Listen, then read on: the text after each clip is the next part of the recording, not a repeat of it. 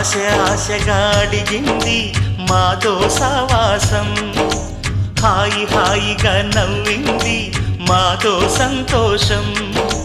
మధురమైన మమకారం మా ఇంటి పేరు అంటే, మనసు మీటు అనురాగం మా మాట తీరు అంటే, బతుకంటే ఎంత బాగుంటుందా అనుకోదా లోకం.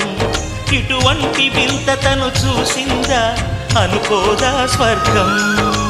సరే పమాగరే సరే సరే సా. ఆశ ఆశగా అడిగింది మాతో సావాసం, హాయి హాయిగా నవ్వింది మాతో సంతోషం.